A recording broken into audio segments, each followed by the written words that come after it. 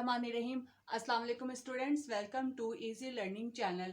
आज हम स्टार्ट करेंगे अपना new topic that is digestive system and the digestion of food in man.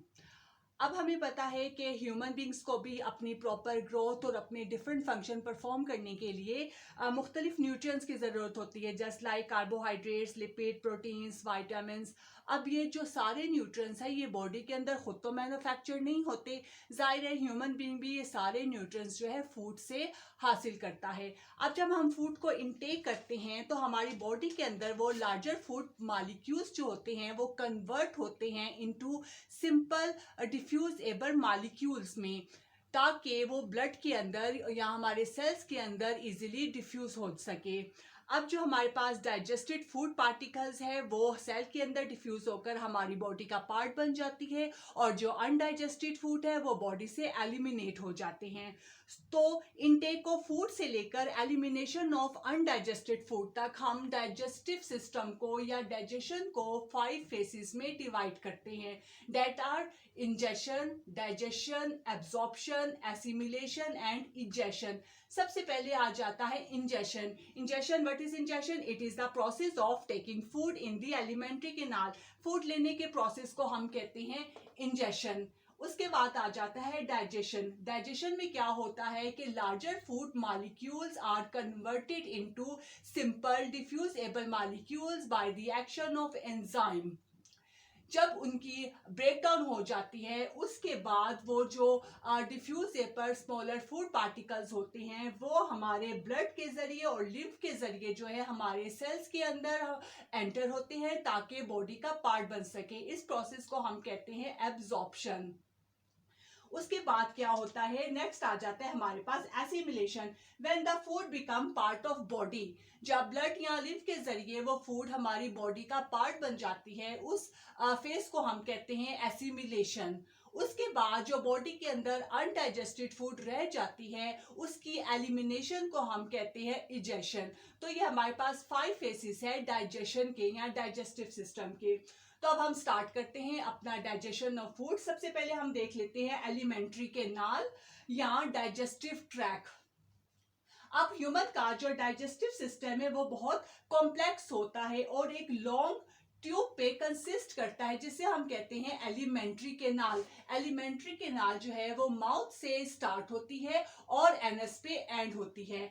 और ये जो तमाम एलिमेंट्री कैनाल या डाइजेस्टिव ट्रैक है ये कौन कौन से पार्ट पे कंसिस्ट करता है? सबसे पहले इसमें आ जाती है ओरल कैविटी।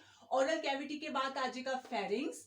फेरिंग्स के बाद जो हमारे पास फूड कैनाल होती है जिसे हम कहते हैं एसोफेगस। एसोफेगस के बाद आ जाएगा स्टमक। स्टमक के बाद आएगा स्मॉल इंटेस्टाइन और फिर लास्ट में लार्ज इंटेस्टाइन। इसके अलावा इस एलिमेंट्री कैनाल में मुख्तलिफ ग्लैंड्स मौजूद होते हैं, जैसे कि लीवर हो गया, गॉल ब्लैडर एंड पेंक्रियास, जो कि सेक्रेशन प्रोड्यूस करते हैं जो कि हमारे फूड की डाइजेशन में हेल्प करती हैं। तो इस पूरे डाइजेस्टिव ट्रैक को या डाइजेस्टिव ट्यूब को हम कहेंगे एलिमेंट्री कैनाल। अब हम सबसे पहले स्टार्ट करते हैं डाइजेशन इन ओरल कैविटी।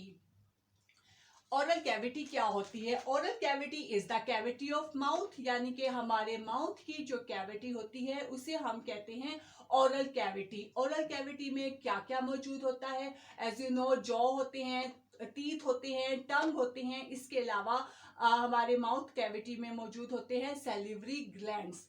अब क्या होता है कि सबसे पहले जो है फूड की सिलेक्शन होती है with the help of taste and smell. Taste और स्मेल के जरिए फूड जो है हम इनटेक करते हैं, फिर वो फूड हमारी ओरल कैविटी में एंटर होती है जहां वो टीथ के जरिए जो है ग्राइंड होती है, यानी छोटे छोटे पीसेस में ग्राइंड होती है। और इसके इस काम में हमारी टंग भी हेल्प करती है, यानी टंग और टीथ दोनों मिलकर फूड पार्टिकल्स को च्यू करते हैं और उसकी ब्रेक डाउन करते हैं छोटे छोटे पार्टिकल्स में। इसके अलावा हमारी ओरल कैविटी के अंदर मौजूद होते हैं सैलिवरी ग्लैंड्स। सैलिवरी ग्लैंड्स जो है सलाइवा प्रोड्यूस करते हैं। जो कि हमारे माउथ के अंदर जो फूड मौजूद होती है उसको लुब्रिकेंट करता है, उसको सॉफ्ट बनाता है ताकि इजीली जो है वो टीथ के जरिए च्यू हो सके। अब ये जो सलाइवा होता है, saliva consist of water, mucus, salivary amylase and sodium bicarbonate, यानी सलाइवा के अंदर ये 4 चीजें मौजूद होती हैं। अब टीथ, टंग और सिलिवरी ग्लैंड के एक्शन की वजह से जो हमारी फूड है वो एक राउंड शेप स्ट्रक्चर में कन्वर्ट हो जाती है, जिसे हम कहते हैं बोलस। फिर वो बोलस एंटर होता है फेरिंग्स के अंदर। नेक्स्ट हम देख लेते हैं डाइजेशन तो नहीं हम कह सकते हैं, passage of bolus into the through pharynx and oesophagus. अब ये जो फूड का गोला सा बन जाता है जिसे हम बोलस कहते हैं, वो बोलस एंटर होता है फेरिंग्स के अंदर। फेरिंग्स जिसे हम उर्दू में हलक कह सकते हैं। फेरिंग्स क्या है? Pharynx is the narrow passage inside the neck. हमारी गर्दन के अंदर नैरो पैसेज होता है जिसे हम कहते हैं फेरिंग्स। अब क्या होता है कि हमारी नेक के अंदर ये जो हमारी फूड के नाल है जिसे हम एसोफेगस कहते हैं, फूड के नाल, और जो हमारी सांस की नाली होती है जिसे हम ट्रैकी कहते हैं, ये दोनों साथ साथ मौजूद होते हैं। जस्ट लाइक 2 फिंगर, जैसे आप अपनी दोनों उंगलियों को साथ मिलाएं, इसी तरह हमारी नेक के अंदर ये दोनों जो ट्यूब्स होती हैं वो साथ साथ मौजूद होती है। अब ट्रैकी के ऊपर एक सॉफ्ट पैलेट लाइक स्ट्रक्चर मौजूद होता है जिसे हम कहते हैं एपिग्लोटिस, यानी एक कवर सा होता है। जब फूड जो है एसोफेगस से गुजर रही होती है, एसोफेगस में एंटर होती है, तो ये जो एपिग्लोटिस होता है वो ट्रैकी को कवर कर लेता है ताकि फूड पार्टिकल्स जो है ट्रैकी के अंदर दाखिल ना होने पाए। यानी कि एक तरह से आप देखें कि ये अल्लाह ताला की कुदरत है, अल्लाह ताला की शान है कि उसने हर चीज को, हर निज़ाम को कितना परफेक्ट बनाया हुआ है कि ये दोनों पैसेज जो है एक दूसरे के साथ साथ मौजूद है। मगर कहीं फूड ट्रैकी में एंटर ना हो जाए तो फूड की पैसेज के बस ट्रैकी के ऊपर एक कवर सा आ जाता है जो उसको कवर कर लेता है, जिसे हम कहते हैं एपिग्लोटिस। फेरिंग्स के बाद फूड एंटर या बोलस एंटर होती है एसोफेगस के अंदर। एसोफेगस क्या है? हमारी ये जो फूड कैनाल होती है। अब ये जो बोलस है वो एकदम से एसोफेगस से गुजर कर स्टमक में दाखिल नहीं हो जाता, बल्कि जो बोलस का पैसेज है वो होता है पेरिस्टालसिस मूवमेंट के जरिए। पेरिस्टालसिस मूवमेंट क्या होती है? It is the movement of relaxation and construction. यानी इस डायग्राम में आप देखो, जब बोलस हमारे एसोफेगस में एंटर होता है तो मसल जो है रिलैक्स होते हैं, फिर कंट्रैक्ट होते हैं, फिर रिलैक्स होते हैं, फिर कंट्रैक्ट होते हैं। इस रिलैक्स और कंट्रैक्शन की जो मूवमेंट होती है, इस मूवमेंट को हम कहते हैं पेरिस्टालसिस मूवमेंट, और ये मूवमेंट इनवॉलेंट्री होती है। इस मूवमेंट के जरिए जो है फिर वो बोलस जो है एसोफेगस से गुजरकर स्टमक के अंदर दाखिल होता है। अब बाज़ औक़ात क्या होता है कि एसोफेगस में एंटी पेरिस्टालसिस मूवमेंट भी होती है, यानी कि ऊपर की तरफ, जिसकी वजह से वॉमिटिंग हो जाती है। ठीक है, यानी कि वो रिवर्स कंडीशन में हो जाएगी। फूड बजाय नीचे जाने के ऊपर की तरफ एंटी पेरिस्टालसिस मूवमेंट होती है जो कि वॉमिटिंग का बाइस बनती है। अब बोलस एंटर होता है स्टमक के अंदर। तो अब हम देख लेते हैं स्टमक का स्ट्रक्चर और फिर स्टमक के अंदर डाइजेशन कैसे होती है। जी, तो एसोफेगस से बोलस एंटर होता है इनटू द स्टमक। स्टमक क्या होता है? Stomach is a muscular sac, muscular होता है, और it is present beneath the diaphragm. ये जे शेप का होता है, और एक एडल्ट पर्सन के अंदर जो स्टमक है वो तकरीबन 12 इंचेस लॉन्ग होता है और 6 इंचेस जो है वो वाइड होता है। स्टमक का अपर पार्ट जो कि एसोफेगस के साथ अटैच होता है वो वाइडर होता है, वाइडर जोन होता है, क्योंकि ये हार्ट के करीब मौजूद होता है। इसलिए हार्ट की प्रेजेंस की वजह से इस पोर्शन को हम कहते हैं कार्डिक पोर्शन। और जो इसका दूसरा एंड है जो कि ड्यूडिनम कहते हैं हम फर्स्ट पार्ट ऑफ इंटेस्टाइन को, जो कि इंटेस्टाइन के करीब होता है, वो जो है नैरो जोन होता है, और उस एंड को हम कहते हैं पाइलोरिक एंड। अब ये जो दोनों एंड है, कार्डिक एंड और जो इसका पाइलोरिक एंड है, इन दोनों की एंट्री पे एक जो है वो ओपनिंग सी मौजूद होती है। या हम कह सकते हैं एक मस्कुलर रिंग मौजूद होता है जिसको हम स्प्लिंटर बोलते हैं। ऊपर वाले को हम कहेंगे कार्डिक स्प्लिंटर और नीचे वाले एंड के स्प्लिंटर को हम कहेंगे पाइलोरिक स्प्लिंटर। ये जो स्प्लिंटर है ये एंट्री ऑफ फूड को कंट्रोल करते हैं और इसकी बैकवर्ड मूवमेंट को रोकते हैं। अब क्या होता है कि फूड जो है एसोफेगस से एंटर होती है स्टमक के अंदर, और ये जो कार्डिक स्प्लिंटर है ये उस फूड की बैकवर्ड मूवमेंट को रोकता है, यानी कि एसोफेगस के अंदर दोबारा एंटर होने से रोकता है।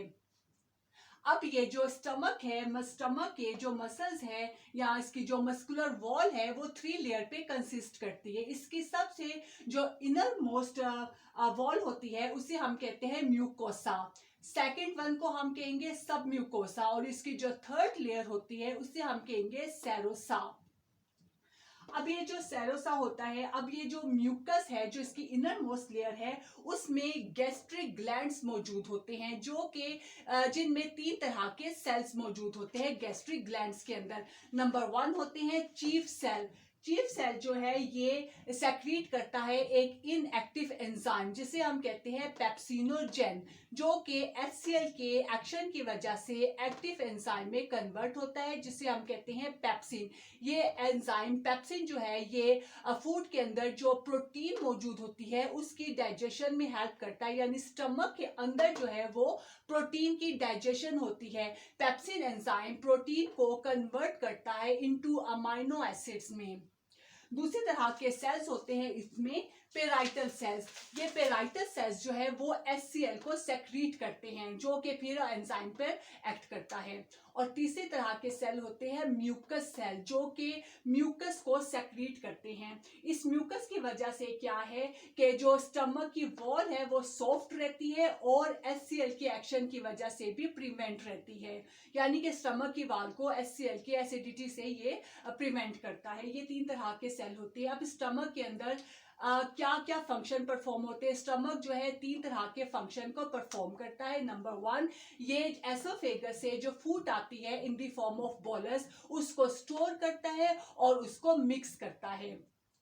Number 2, it produce it secretion के स्टमक के अंदर जो सेक्रेशंस बनती हैं जो कि थी एंजाइम पेप्सिन की फॉर्म में, म्यूकस बनता है, HCl बनता है, इनकी सेक्रेशन को हम कोलेक्टिवली कहते हैं गैस्ट्रिक जूस, जो कि प्रोटीन को डाइजेस्ट करने में हेल्प करता है।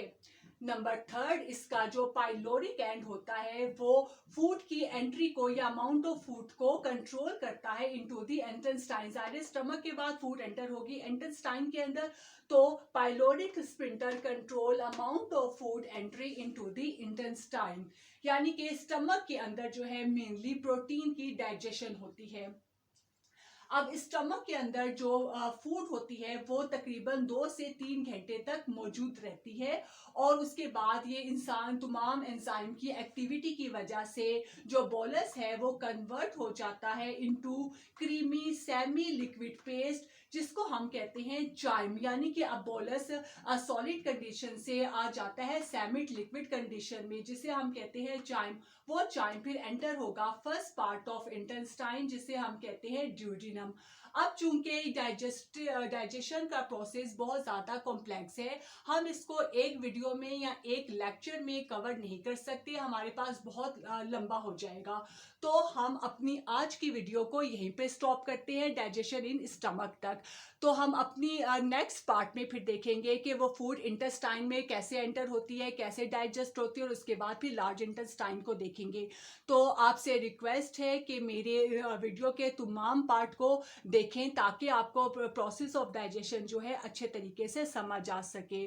तो आज की वीडियो के लिए इतना ही, मुझे इजाज़त दीजिए। इंशाल्लाह ताला नेक्स्ट वीडियो में हम इसको आगे से कंटिन्यू करेंगे। अल्लाह हाफिज़।